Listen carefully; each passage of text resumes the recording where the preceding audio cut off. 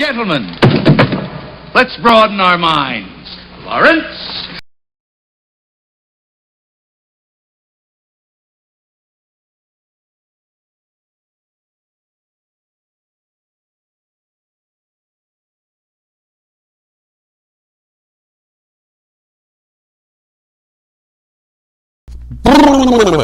We'll fucking work through this. Right.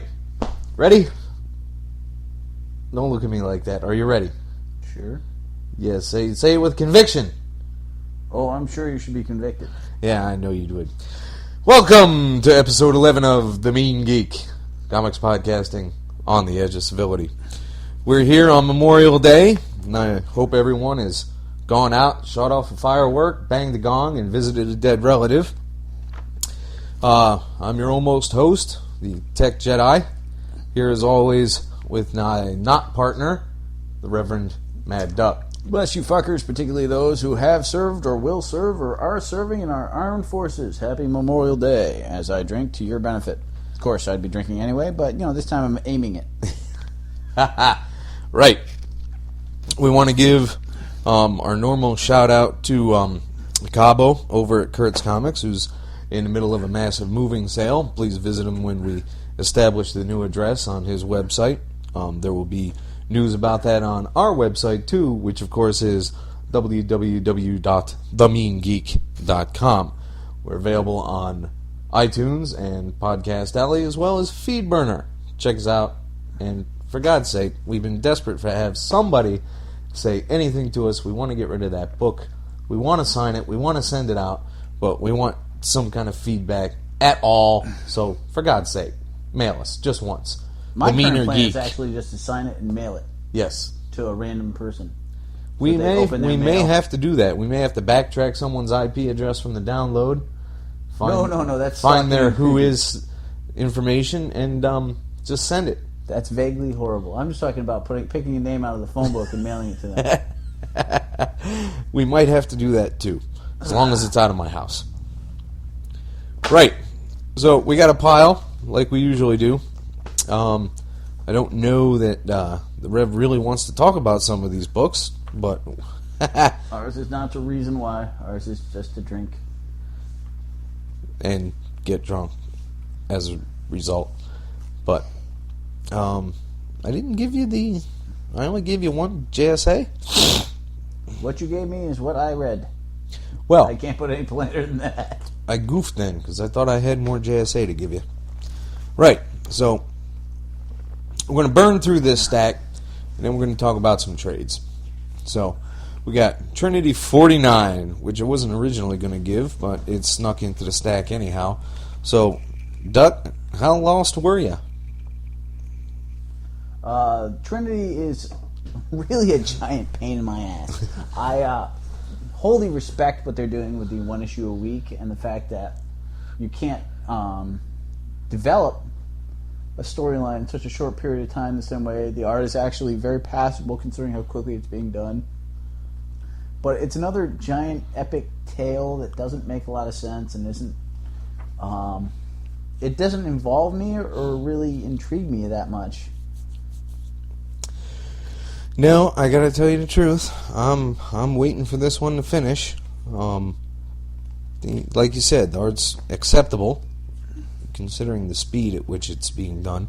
Bagley is otherwise considered a speed god and a cleanliness god. He lets you know what's going on. You don't miss it. But it's wondrous how they ripped apart the entire planet.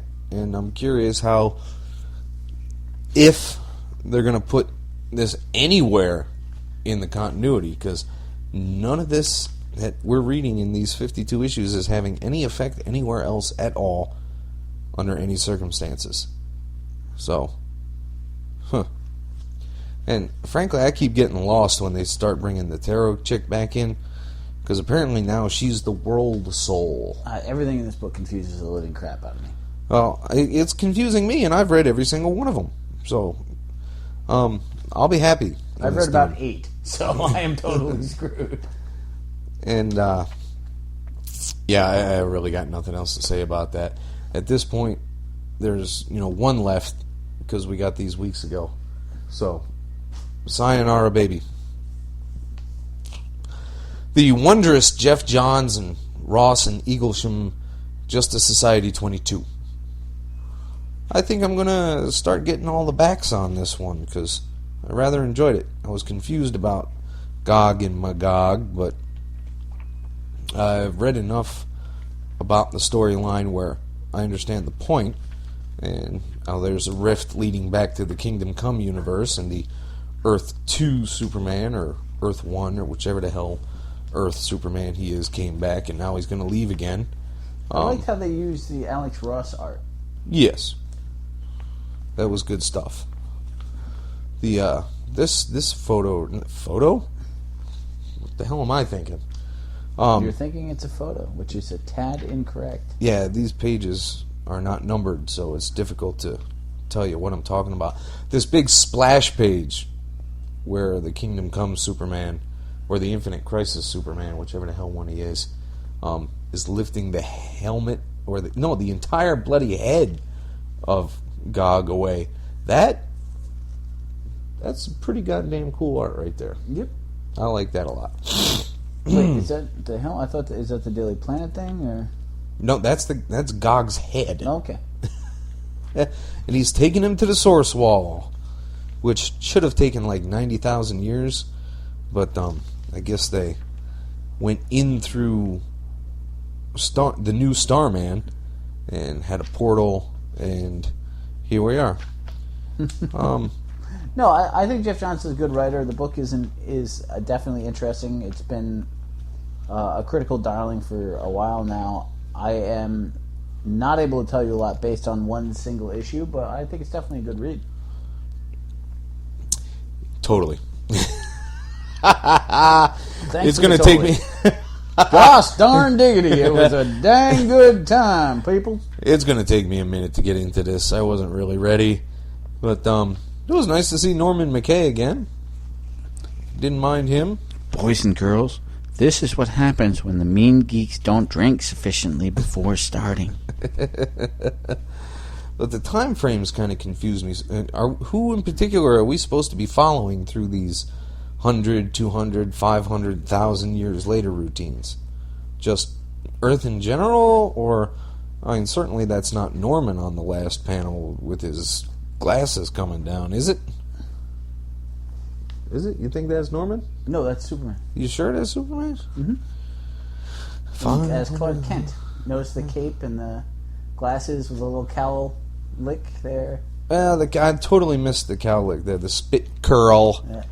But now that the new team's on, that's going to be a pretty good place for us to pick up, because we've missed everything up till now. So, definitely worth another go. Hopefully old boy who comes in next will be able to tell us what's... I'm thinking the stuff I gave you the first 4 or so JSAs. Not from this run. Oh, is it an early run? Yeah. But I'll get to those eventually. I really will. I'll get to everything eventually. And I took a chance because I had extra dough and it was a short week. Brave and the Bold, 20, 21, and 22. What do we think of the Phantom Stranger just randomly showing up? Well, the Phantom Stranger is I had back in the day a couple of old school Phantom Stranger issues when he was basically a mix between a hero and a creepy host to horror stories. Right. And they've since turned him into like the world's most annoying cosmic entity. So, yeah, he can be quite annoying. He actually does something in this run, though. That is true. What do we think of the watercolor art here? It was a little different. Yeah, it took a little bit of getting used to. It's not the strong, clean lines I truly enjoy, but it had vibrant colors. The guy that did the coloring was on Raging Bullets a few episodes ago, and boy, did they talk and talk and talk about this run. So it's covered in greater depth over there. So if you want to go give them a go find Raging Bullets and talk to those guys. Tell them I sent you. And they'll say, who? Exactly right. But it'll get the name out. Ooh, doggies. I don't get. Is this a This is essentially a vacation planet? I didn't quite. The entire planet seemed to be on a pleasure drug. Right. Distributed by little tiny strange mollusk-like creatures. Well, all my drugs come from mollusks. Now, the whole story had a very 70s feel to it, with the religious undertones and the giving of one life to save another. Oh, I can see that. Nice motorcycles out there.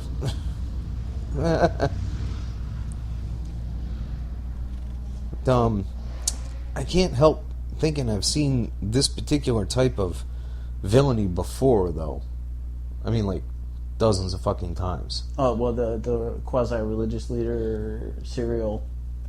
Well, it doesn't even have to be the quasi-religious thing. It's just the, I feel that the entire universe is shit and will never be redeemed.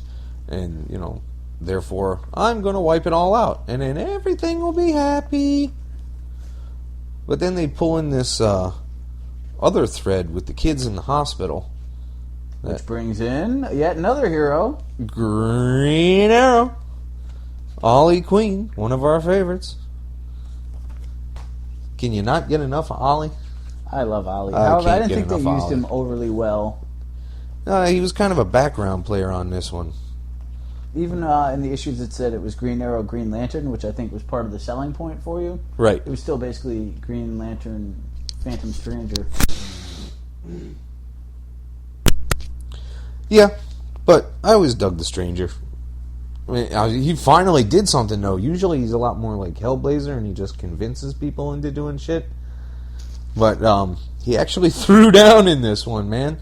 Throwing out those eldritch bolts and ripping up that character. I'm totally out of sync today. I got nothing.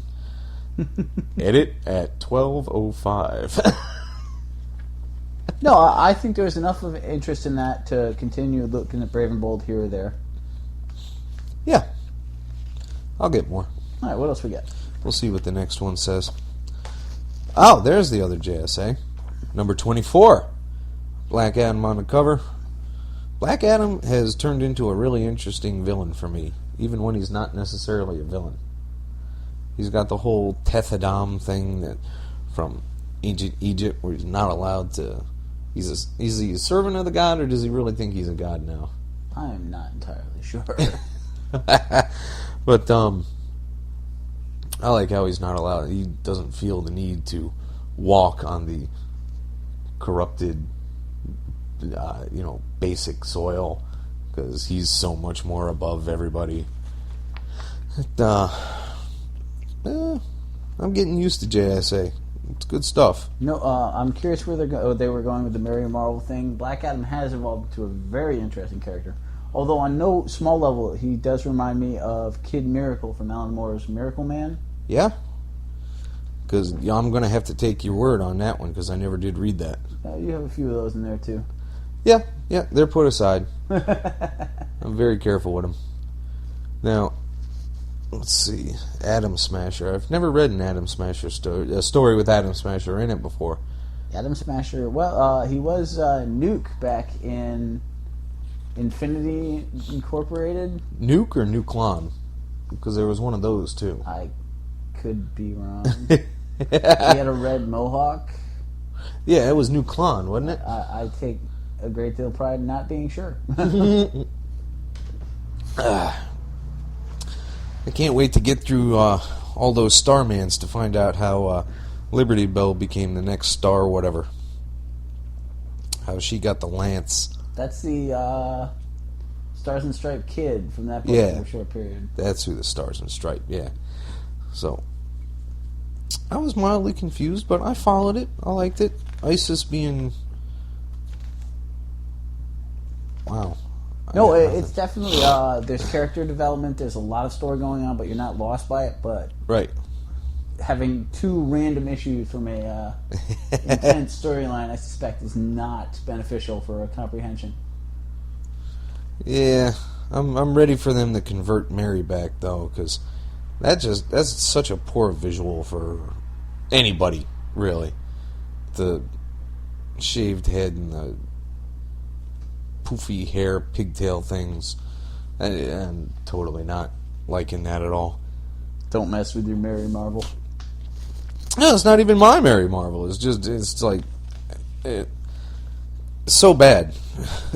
Just turn her costume black and call it even. I don't need the punk fetishist stuff in there as well. Shazam Blazer. Shazam Blazer. What? The Hellblazer, Shazam Blazer. Yeah, no, that's not. No, I don't need that. Moving on. And we must. This is going to be one boring ass episode. Invincible Iron Man 13. World's Most Wanted Part 6. Fraction. La Roca. D'Armata. So, in the wake of the disastrous Skrull invasion, Tony lost his, role as leader of Avengers and the director of S.H.I.E.L.D. He's on the run. Norman Osborn's going after him with Hammer. Maria Hill's out on a covert mission to get data back from the last former Stark facility, Future Farm. And she stumbles across the Controller. The Controller. Now, there's a name you don't hear all that often. And justly so for the most part. What's he left over from? The late 70s? No, the early 70s. 60s even. Well, that far back. Late 60s, early 70s, somewhere in that era. And, of course, Pepper, they had to give Pepper her own armor, but she just had to go play Rescue Ranger and gets totally caught out. So, she has to promise she's not going to, the suit has no weapons. She has to promise she'll do, no more missions, and she'll just go home.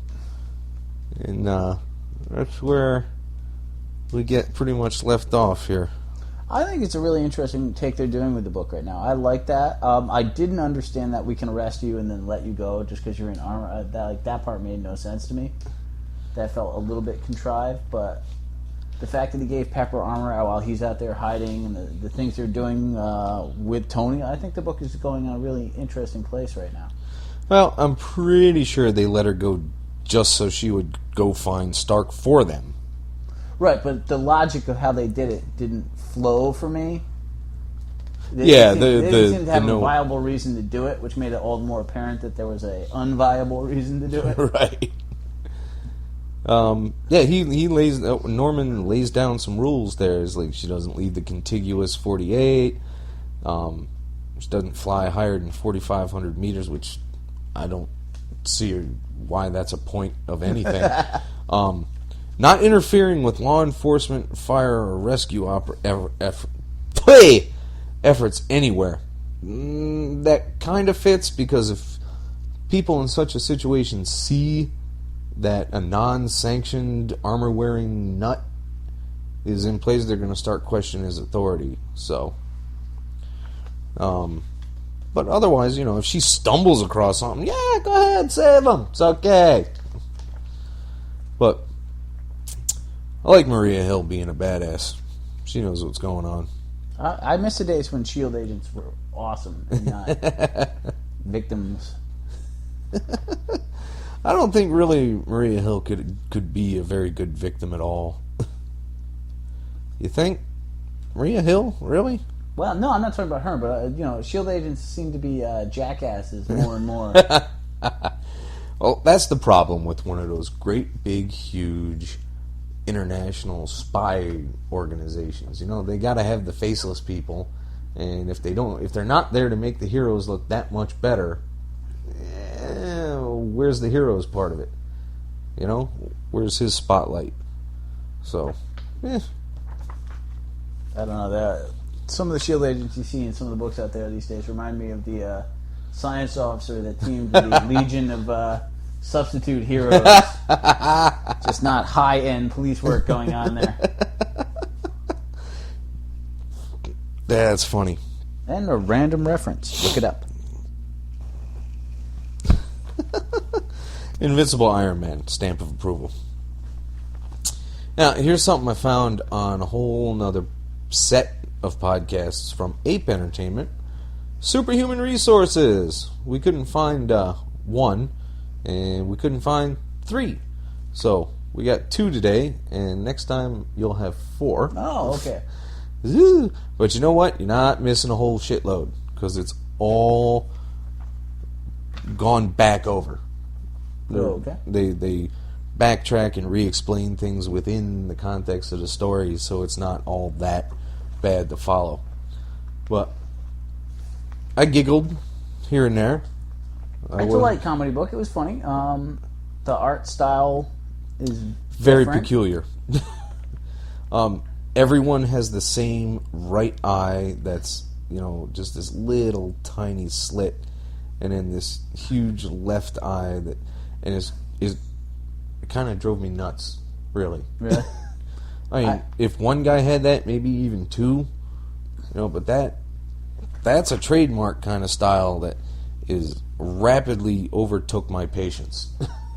I remember in the early 80s, there was the hardly well-received Assistant Editors Month that Marvel did. Yeah. And I bought a Spider-Man, this is years later, so I bought it, that had been illustrated by Fred Hembeck.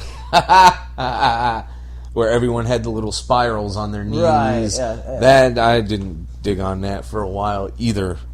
And this book reminded me of that, where it's, just a unique art style that you wouldn't normally associate with a superhero book. The fact that it's a comedy book gives it a little more sway, but it felt more like almost a comic strip art. Yes.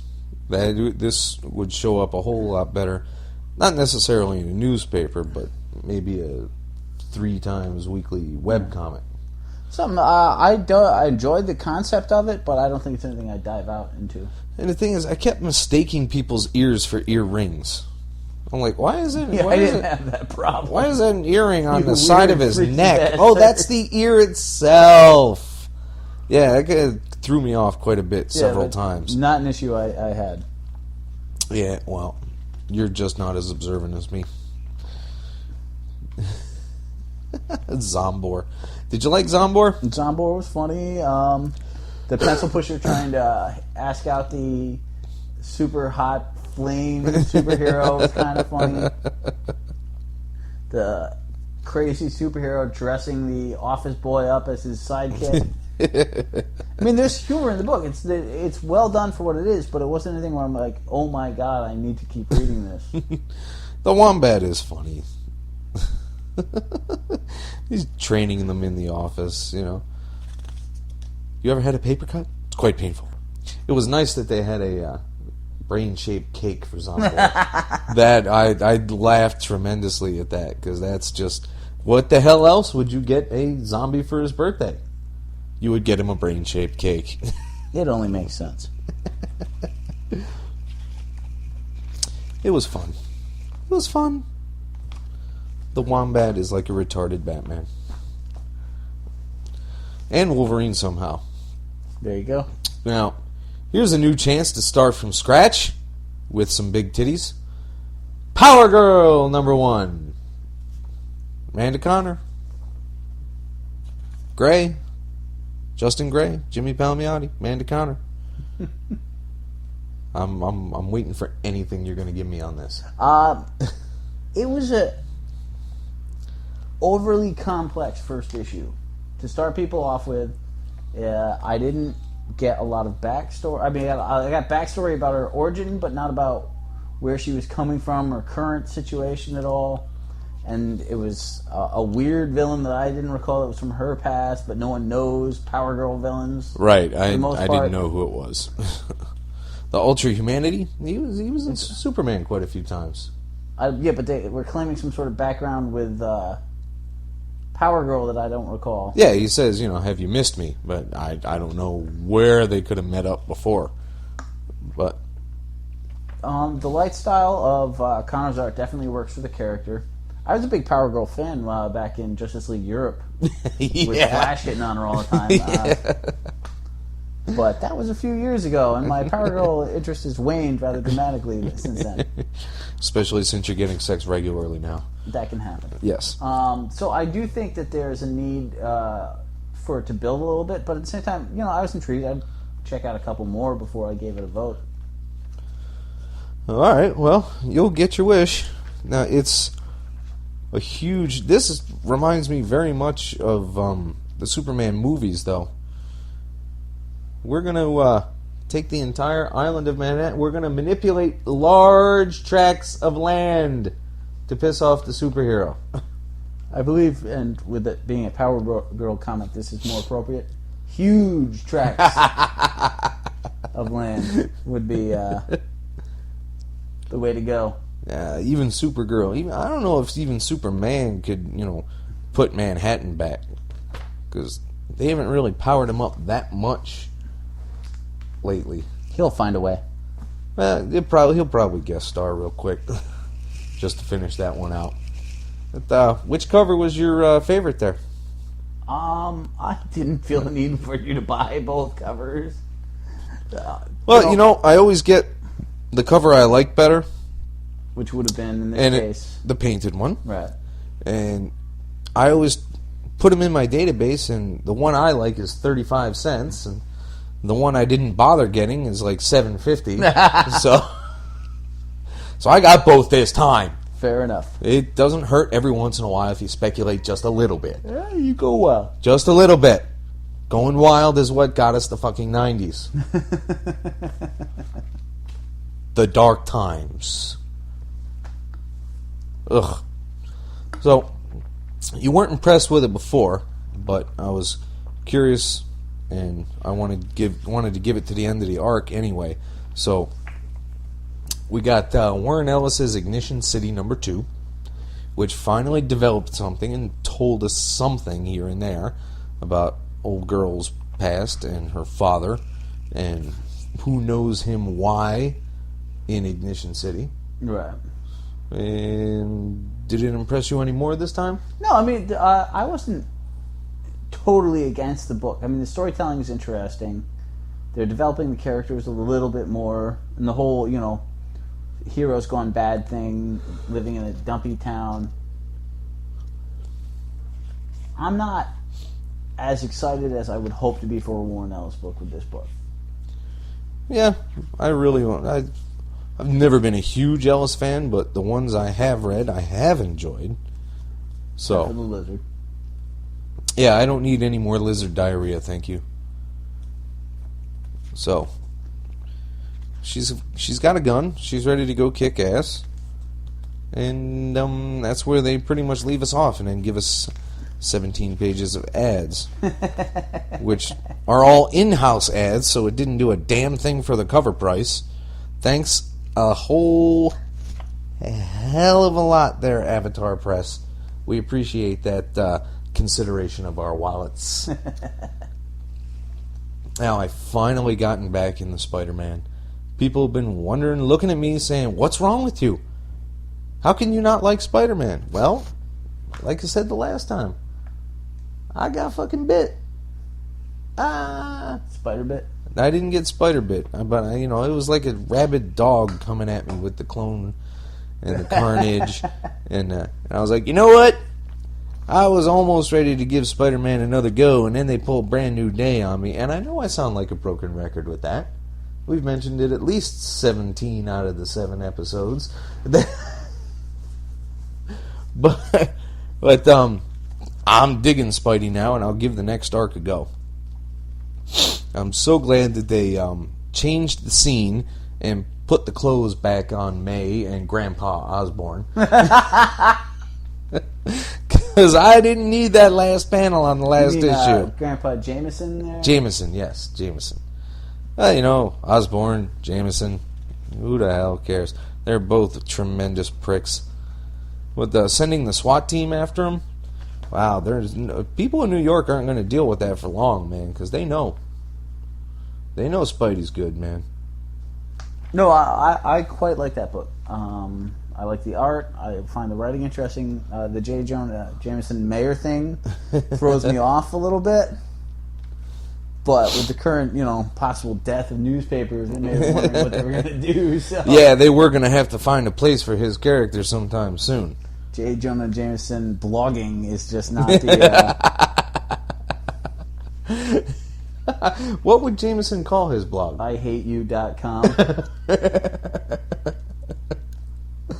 Which is probably one already out there, but... Who's this goofball Red Vulture replacement here? I don't know. I hate when they replace villain.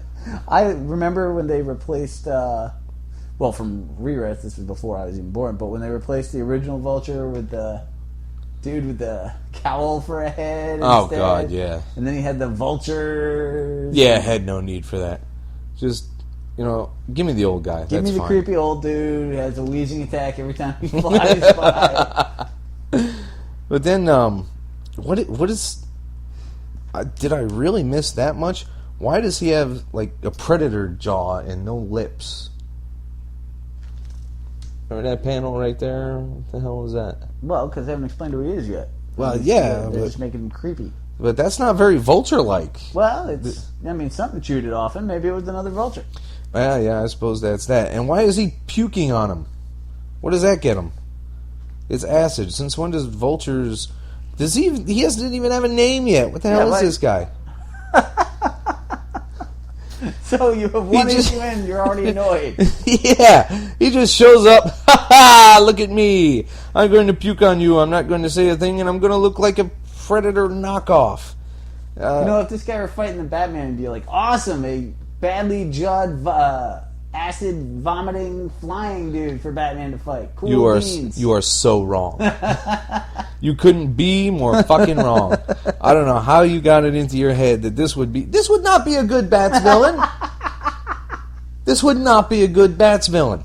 Bats villains are always twack the fuck out, and they love to talk about everything and about nothing and about how they're going to kill bats, but they talk. The only one that doesn't talk is Killer Croc and Solomon Grundy. Onomatopoeia? Onomatopoeia? Damn. At least he makes some kind of... He makes the sounds of noises. Hey, Solomon Grundy can, rhyme. Yeah, he can rhyme like a 4-year-old, but at least something comes out of his mouth. I mean, except vomit. This would not be a good Bats villain. Bats has villains that are very specific, and as psychotic as they are, they always got some kind of point to them, except for maybe Calendar Man. Cavalier, Firefly. Firefly at least spoke. Mockingbird. He had a bad shtick. I hated Mockingbird. The Tally Man. I hated the Tally Man. Now you're whipping out shit from way the fuck back. Fucking Mockingbird was... God, that's late 80s when they were still calling it The New Adventures. Yeah, but Mockingbird made an appearance in... many things. Arkham Asylum, Living Hell. Right. So that was only a couple of years ago. And she showed up in some Superman stuff a while ago. I don't know why, but... So, yeah, this Vulture knockoff is not going to work as a Batman villain. So, bringing us back to DC with Flash Rebirth, #2. And the more gorillas... There's always gorillas with a Flash. Gorilla City is a big thing that is... Who thought up Gorilla City? When did that show up? Oh, God. There's definitely some Silver Age stuff. Yeah. But, does anybody remember when? Oh, God. I have no idea exactly when. So, more cave paintings, like the fucking end of Final Crisis. What do we think of this? There's only one more issue, and then they got to tell us what's happening. Well, they give you a pretty big hint at the end of this issue. And while we are a spoilers podcast, that might be going above and beyond. Oh, I'll go. All right, fair enough. Looks Flash, like Barry's going to be the new Black Flash. which is the Flash that Kills other Flashes. Now, he does this with the death of Savitar in the first issue. Yep. And then the Acolyte, that was one of the Red Flashes or Blue Flashes, the speedsters from Russia way back. Right. What do you think of that? Right this precise second, I think it's pretty fucking cool. Because he was supposed to be dead, now he's going to be the embodiment of Speed Force-based death. So, it works for me, actually. Because so many people these days have... I myself have never read a new Barry Allen Flash story. Because the series had already ended when I started picking things up 25 years ago. Right. You know, it's not Final Crisis. Crisis on Infinite Earths had whacked him off, had killed him, excuse me, had killed him 2 months before I started collecting. So I never read a new Barry Allen story, so Wally's always been the one I understood and knew. So why not make him the Grim Reaper of the Speed Force? At least we know the Speed Force is still in existence now. So I can't see him maintaining this particular role. Either he's going to re-die or lose the mantle. I don't see Grim Reaper Flash selling all that many issues. Well, this is only a 3-issue series to begin with. Right, so but that's they're quite gonna all right. bring the character Which is back. why I phrased it the precise way I did. Nah. Right this very second, I'm happy with it. But I love this art. This is great. This expression on Wally's face at the end, the little fight with the Savitar acolyte, Christina Alexandrova, High Priestess to the Lord Savitar. You know, it looks good. No, it's definitely been an interesting read. I'm curious where they're going with it. I don't understand why she has to have bandages on her arm. Did I miss something? Some people like bandages. Yeah, it's kind of kooky. Yeah, most of them are mummies. Uh-huh. I knew you were going there. I like mummies. Nobody likes mummies. Unless you're British. Then you love your mummy. That was horrific. I know, but, you know, you said you loved mummies. I had nowhere else to go. And I'm dropping books all over the fucking place. Yay, fallen books. All right. Last floppy for the day. We'll take a quick break. Hit some booze. The Return of the New Mutants. And it's damn near all of them, too. It's Cannonball, Sunspot, Magna, Magic, Karma, and Danny Moonstar. I'm not really happy with Sam Guthrie's hair now. Yeah, if that's the only problem you had with this book, then we are... No, the other problem is that Karma doesn't actually look Vietnamese anymore. And Danny Moonstar is depowered. I don't remember that happening. I got all 100 issues of New Mutants, and I don't know when the hell that happened. Well, so probably somewhere after the 100 issues. Yeah. It's been a while since this book ended. Oh, yeah. No. There are a lot of people out there reading comic books right now that are like, I know who Rain is, and I know who Cannonball is. They were in a group. You know, it's like, Dad, is it true? Is it true Paul McCartney was in another group before Wings? Yes it is. Thank God. I really dig the art in here. It's quite clean. You know what's going on. It's expressive. I don't know why everybody's pissed at Ilyana, though. I'm sure there's been a lot. Since There's I don't read so X-Men, much not... Yeah, because I'm not touching any X-Men. So... Wow, so you'll whack off Flash, but you won't touch an X-Men. Hey. All right, good to know. Bad things happen when you hang around X-Men. You know that. Don't just sit there and nod at me. Hey, you get speed splooge on you, bad things are going to happen to you, too. Speed splooge. That's phenomenal. You're a filthy man. No, this book did absolutely nothing for me. I haven't missed these characters. I don't give a rat's ass about the New Mutants. The shocking appearance of Legion at the end, a character that I've happily never seen again in my entire life. Yeah, I totally could have done without Legion. I got no need for Legion to show up. You know, all I need is Douglock to show up to really bring my annoyance level to a new all-time fucking high. No one's even said the word Douglock in 10 years. I'm surprised you remembered it. Hey, it's what I do. Because I was going to try to find an excuse for it. And And then you brought it up. Thanks a lot, fucko. No. The New Mutants are no longer pertinent. X-Men are barely pertinent outside of the movies and Wolverine. Return of Legion. God damn. Why? Why couldn't they return the New Mutants? I mean, honestly, why rebuild this team at this point? Well, they had to do something with those other characters. Yeah, because there aren't enough mutant heroes that have fallen to the wayside in the last 25 years. Well, I mean, there really aren't enough mutants anymore now, are there? Not after House of M. Well, that's probably where Denny Moonstar got depowered there, buddy. Oh, very good point. Very good point. That makes sense now.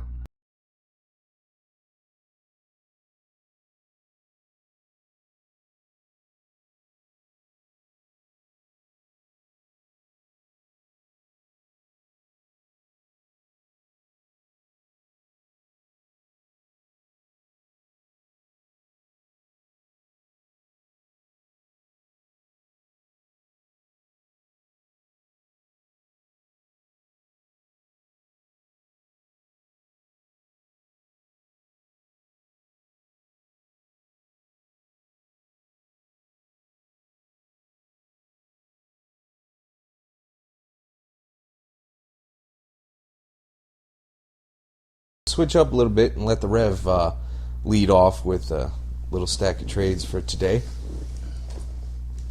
He's going to start off with... Where we'll be looking at Jeff Smith's Bone, Volumes 2 and 3, The Great Cow Race, and Eyes of the Storm, which I've read before, but this was your first interaction with Bone. It was. I At least, totally... this kind of Bone. Yeah, you and your little whatever it is. I am now a total convert to the Boneverse, as it were. Wow, so much fun. Bone often gets compared to the old Karl Barks, right? Uncle Scrooge comics and Pogo, which, as you know, I'm a huge fan of back in the day. Right. So I'm a big fan of Bone's art and storyline. And that actually seems to cover Phony Bone and Smiley Bone pretty well. Actually, we've met the enemy and they is us.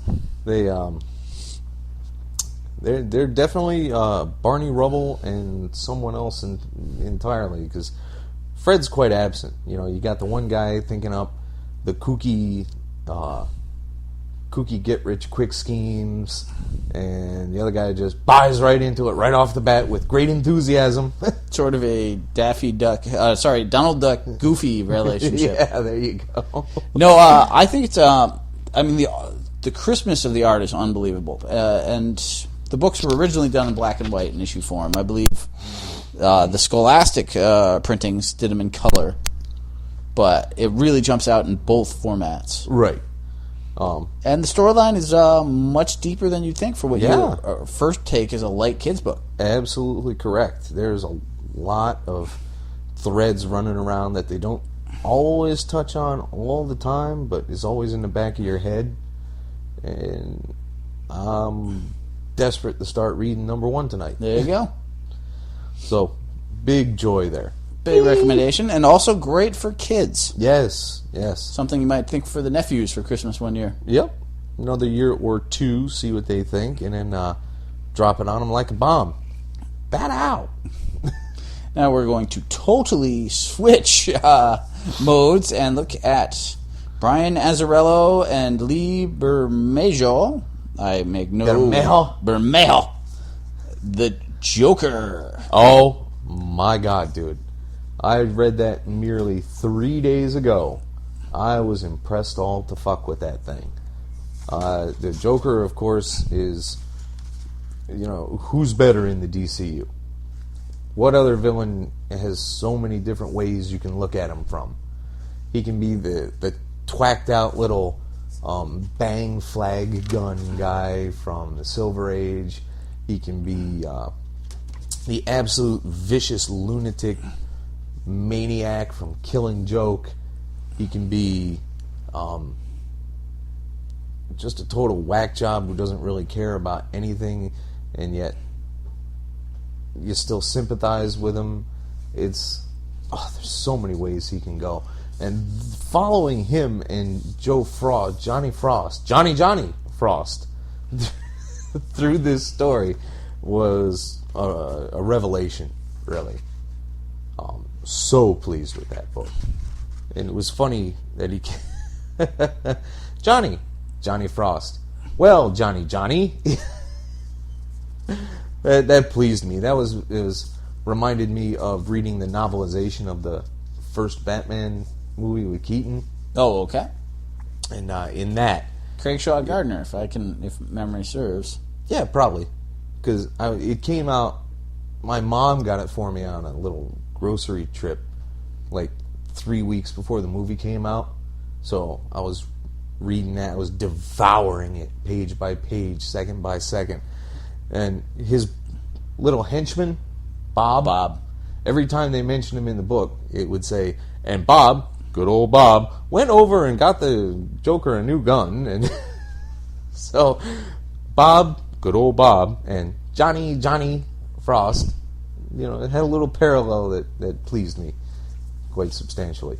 Now, this is very much a sequel to The Dark Knight in terms of the Joker.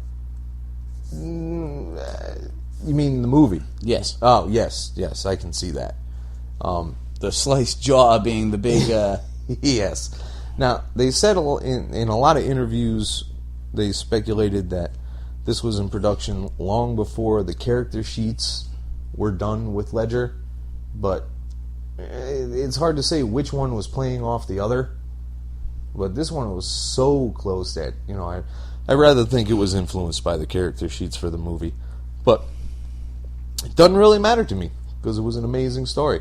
No, Azrael is a great dark writer. And now, wouldn't you like to see Johnny Frost survive that and be Two-Face's new partner, Half a Face, after his rather tragic gunshot wound?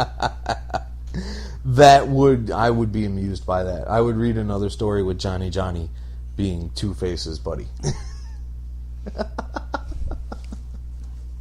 And the way he just fell into it, like somebody's got to go pick him up. Fuck it, I'll do it. He's killed how many people? I don't care. They said he was clean. Yeah, maybe we'll go make some money with him. But I was kind of confused why he was calling the Penguin Abner. Yes, that bothered me. I was about to bring that up. Abner Cobblepot. Was he ever Abner? No, like in the Oswald 60s or nothing?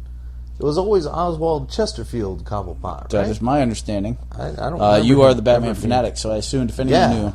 No, I was lost by it. There had to be a precedent in it somewhere. Unless, of course, in the next movie they're going with a Abner Cobblepot Penguin. That could be. Because there is, to be fair, a Riddler appearance in a style that is highly, shall we say, Johnny Depp-like. Yeah, it sure is. I can see him going on as the Riddler quite well, actually. As long as he doesn't go way the fuck over the top like Jim Carrey did. Because, boy, that irritated the shit out of me. Never seen it. Oh, my God, don't. Seriously.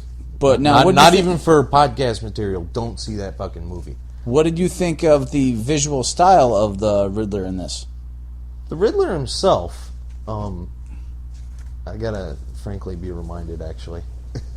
The Riddler, let's go find the Riddler. What was he, about halfway through? I like Two-Face a lot, I'll say that while I'm trying to find him. But, the wrinkles on, Abner, that kind of irritated me, because I always thought he was too fat to have them kind of wrinkles. But, let's find the Riddler here. Where the hell's the Riddler? It was kind of curious how Harley Quinn never spoke there. Yes, here he is. He's just kind of the red hair and the purple hat and just the jacket. It doesn't seem very Riddler-like to me. But then he kind of does. It's hard to... How do I describe that? I don't, actually. It's very Johnny Depp-like. Yeah. I got nothing. I can totally see Johnny Depp playing him pretty well. But the glasses, I don't know why you'd have the glasses. The the Converse sneakers. Ah. Right, more editing. All right. So you give the Joker your highest recommendation. Absolutely true. And we switch over to a AJ requested Superman book, Red Sun. Had a whole lot of fun with that book. Did it? Absolutely.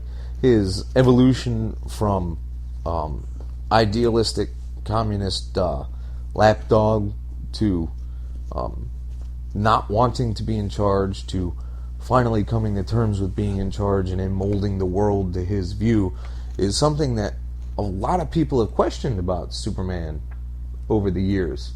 You know, he's got the kind of power it would need to remake the entire planet, so why the hell wouldn't he? And the only real answer is the leavening influence of Ma and Pa Kent. So you take that away, and you have... You have the Red Sun. I like the Batman costume a lot. That pleased me. I like the use of Brainiac. Brainiac was good. Wonder Woman, teaming up with Wonder Woman like that. Very happy with it. No, it's obviously a Elseworld style book, although it doesn't seem to show the world Elseworlds anywhere on it. No, they gave up that whole imprinting thing after a while and just started making them with the understanding that this was so far out of continuity that it wasn't. I think that has a lot to do with the number of truly terrible Elseworld stories. Yeah. I pretty much gave up on Elseworlds after, shall we say, which one was really... well, Batman, the mobster fighting, machine gun toting... Yeah, Shadow and... Scar of the Bat. Or the Batman with the sword, or the Year of Elseworlds annual, where the one common denominator seemed to be the death of Oliver Queen in every storyline. Yeah. Except the Green Arrow one. Yeah, that's where I gave it up, right there. But no, Superman Red Sun is an excellent read. Great art by both Killian Plunkett and Dave Johnson, and Mark Millar did a lot of interesting writing. Yep. Also some parallels to our recent political system. For those of you looking for something a little different in their comics than what you normally get from the Mean Geeks. Because politics is just not our bag, baby. It totally ain't. Don't need it. All right, again, making a serious jump in mood to Robert Kirkman and Jason Howard's The Astounding Wolfman. Now, this take on the whole lycanthropy thing, it pleased me in a degree, but it wasn't quite supernatural enough as I like my Wolfman, so to speak. I see that sneer right there, and I just know there's going to be some biting, slicing remark that'll just emasculate me yet again. I would never say that. If there's a certain way you like your men, then you have every right to feel that way about it. See? What was I just saying? I was not a huge fan of Jason Howard's art. No, it was... It's certainly not terrible. It looked like they were trying to make a Bruce Timm cartoon out of it. Is what I came away with. It had a very cartoony style. It seemed to something that lent itself more to pin-ups than straight action and movement. Yeah. Very Paul Dini. Bruce Timm. Yep. It didn't really convey violence very well. And there's a lot of violence in this book. There's a lot of violence to be had in this book. There's gallons, there's buckets of blood. And I don't know if they're deliberately trying to offset that with the cartoony style, but I think he just likes the way he draws fur. Well, that could be. It's very spiky fur. There's a lot of gel that goes into making a Wolfman look quite that way. I mean, how many missions can you get before dawn when you got to spend the first, 6 hours after sundown gelling up? Well, I'm normally a big Robert Kirkman fan. I love Invincible. I love Walking Dead.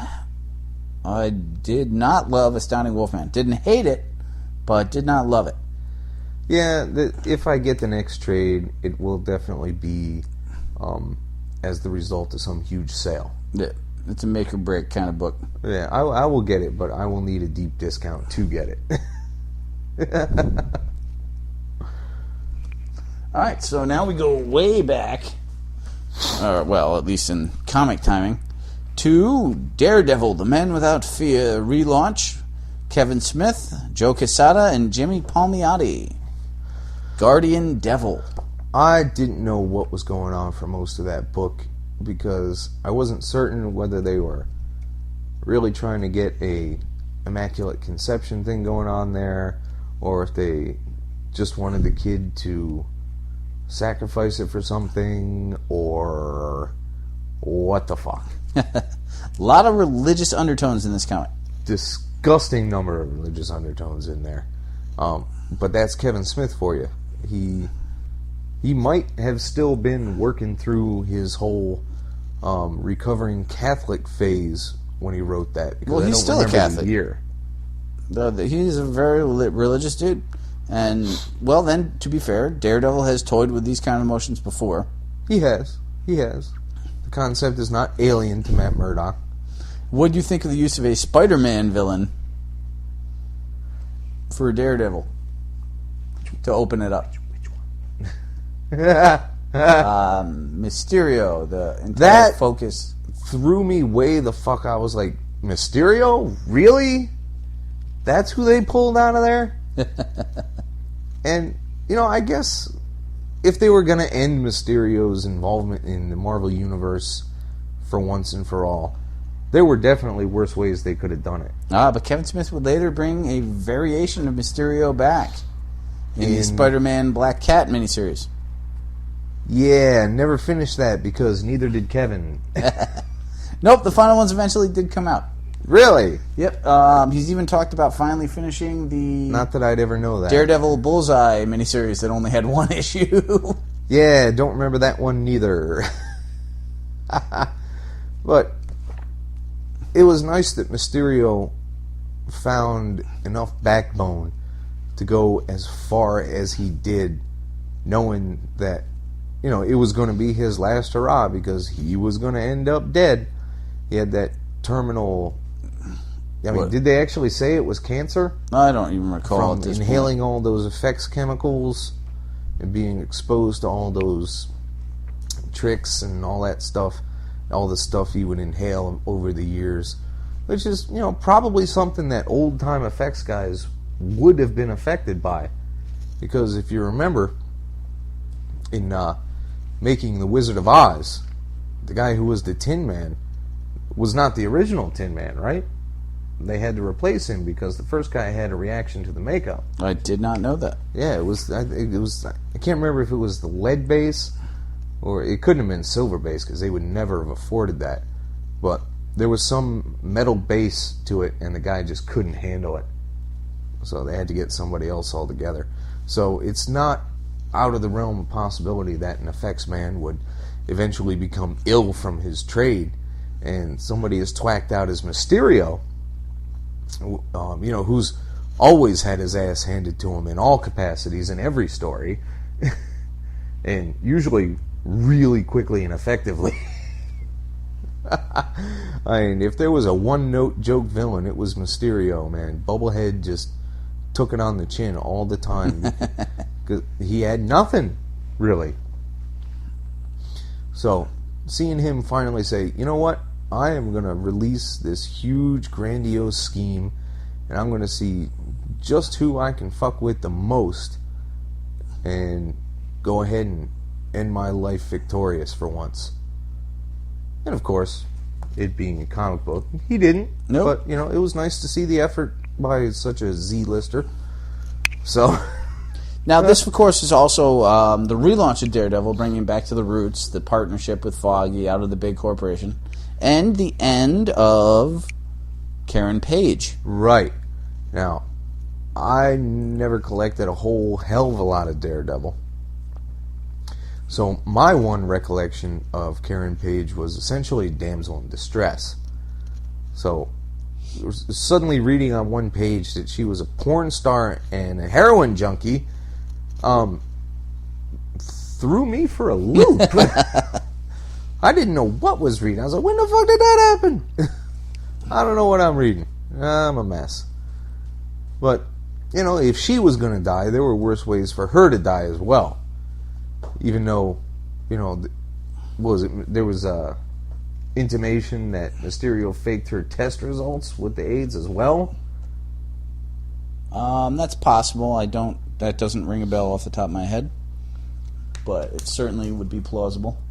But, I went through that in 2 sittings because I made the mistake of starting it at like 10:30 one night. But I definitely would have been engaged enough had I been awake enough to finish it in one sitting. I did dig it. All right, so we'd move from that to the Ultraverse, the Ultimates 2, Volume 1. Actually, I'm reasonably sure we covered that at one point. The Mark Millar and Brian Mitchell? Yeah. We find out that Thor may be a fucking nut patient. Yeah, I will take your word. We're going to skip that over at 1 hour, 15 seconds. Very nice. All right, so instead we jump to 3 older books in graphic format. 2 older books in graphic format. One of the all-time single storyline classics, Craven's Last Hunt, J.M. DeMatteis, Mike Zeck. I was so pleased to find this at the sale at Kurt's, and I got it in hardcover. Yes, you did. Beautifully packaged hardcover. I always had fond memories of that story, but I had not read it in a good 15 years. Oh my God. That book was fucking awesome. Everything from the opening page where Craven's just sitting there ruminating, and he knows that there is absolutely nothing left in this universe for him, so he's got to go out. And he's just totally lost his mind, and he's so dedicated to the mission of recreating himself as Spider-Man to subsume all the victories that Spider-Man had against him into one final conflict that would finally see his honor restored. Oh my goodness gracious. An excellent book. The single-minded, I am the son of a nobleman, even though he was a bit of a pansy after he came to America and my mom went insane. He held on to that early czarist ideals, and he finally found peace on his own terms. Wow. Now, this is infamous for 2 reasons. This, of course, was one of the very first storylines that went through several different books in single-issue format. Right. Went through 2 issues of Amazing, 2 issues of Spectacular Spider-Man, and 2 issues of Web of Spider-Man. Mm-hmm. All concurrent. And then again, it also was a sequel was written because of the controversial suicide ending. Right, Soul of the Hunter, which is waiting to be read back at the house right now. So I'm sure we'll get to that at some point. Now, the other thing I want to touch on that, of course, is the amazing art of Mike Zeck in this book. Wow. It was very hard to beat Zeck in the 80s. It's probably very hard to beat it now, but I don't know what he's doing right now. I would love to see some more Mike Zeck right now. The Punisher miniseries, a long run on Cap, Craven's Last Hunt. Mike Zeck did a lot.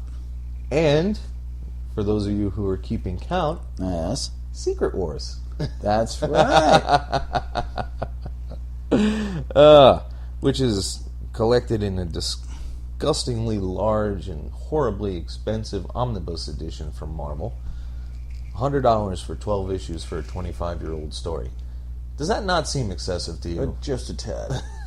Yes, it's hardcover, and we don't have problems paying maybe $25 for a hardcover most days.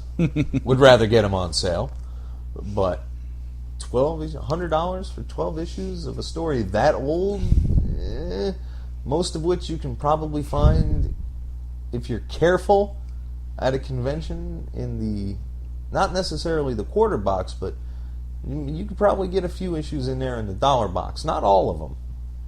Certainly not all of them, but you Having you never found read the right dealer at the right time of day at a convention, you could probably get a large chunk of those from the dollar box. Having never read Secret Wars, I cannot comment. I did like it. Secret Wars 2 Blue Dog, but it's a fun story. It's a good story. It's a solid story. It doesn't blow your mind, but So little having in life said all that, does. it's not worth $100 just because it's in hardcover. So, Mike said, good stuff. Fair enough. And now, our final competitor is a Billy classic, The Saga of the Swamp Thing. Alan Moore, Steve Bissett, and John Tuttleben. I Number one. next to nothing about the Swamp Thing that I hadn't read in, like, Who's Who of the DC Universe. Right. Particularly Moore's run on it. It's a very slow book. Dense writing. It's very dense. It's a slow burn. I had an incredibly difficult time reading what the Swamp Thing would say to people as I drop my mic. But it revealed a lot to me, and it engaged me enough where the second book, which is in my possession, will be read very, very soon. Very toot sweet. Now, what do you think of the modern horror aspect of it compared to what was going on in horror books at that time? I read almost no horror books at that time. Actually, none, to be honest. No horror books at that time. So, if that was the epitome of a 80s horror book, then more power to them. I'm behind them all the way. Yeah, you've read, like, House of Secrets, House of Mystery, that level of thing. Yeah, but I would call them more suspense thriller than horror. Particularly House of Secrets. I don't remember enough about them to say they're horror or not.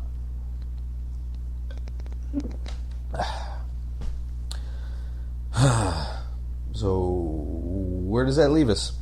That kills our current graphic pile. We have more to read, thanks to you, to go over next time. A disgusting number of things to go over next time. We're going to break this one up a bit, folks. At this point, an hour in is pretty good. We're going to call it even. Good night, everybody.